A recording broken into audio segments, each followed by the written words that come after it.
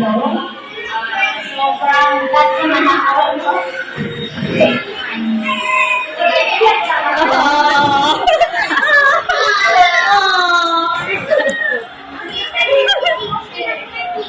you sa mga parents na hindi ko talaga na ganito. Sobrang busy ko. Pero pinapangako ko na kaya gawin ko ang kaya mong yung makakaya ko para mapabasa ko yun. Kasi yun lang naman ang aim ko na sana ay mapabasa ko sila ng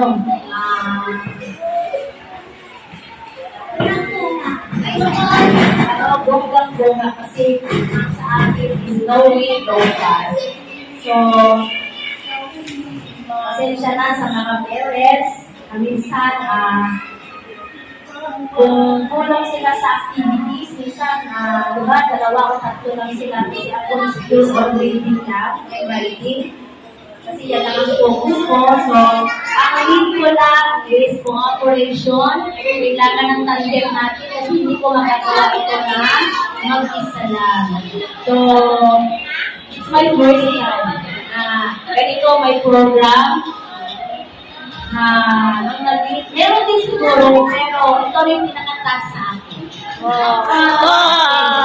In 20 years in my PTA, so ito lang talaga may ganito, may ganyan. So, habang pinapanood ko,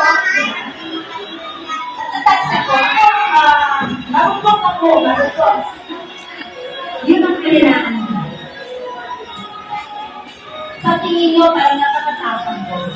Pero, deep inside, marunong ako basta kung ano lang ang problema ng mga anak nyo, just let me know. Kasi nakapag-usapan yan. Kasi, sana maiintindihan nyo din ako na minsan yung mga anak natin hindi natin napapantayan. Hindi mo napapantayan kasi mag-isa lang ako. Isa lang ang power ko.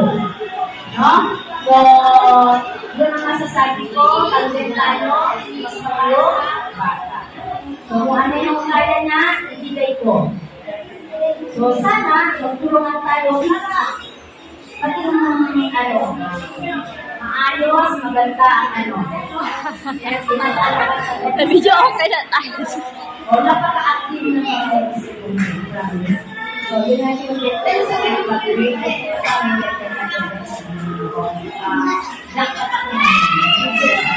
Kasi, usually every year, may pass na. Kami talaga perfection. So, sabi nga nila, ang very siya, pati sinasasyon, diba? Pag-isihan ko is very nice sa akin. So, I do appreciate,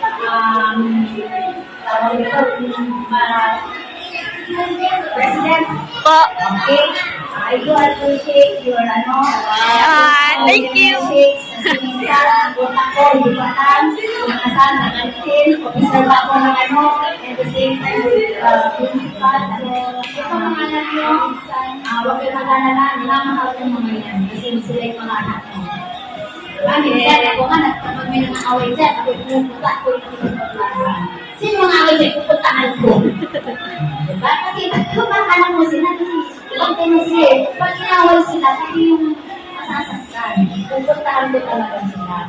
Kaya, huwag niyong isipin na ang mga anak mo ay pagkat nandito sila sa klase, ay pinaprotektahan namin yan. Hanggat maaari, ayaw namin na may masamang nangyari sa kanila. So, I love my children and also my parents as well. Okay, thank you very much. Yay, Mom! Yay!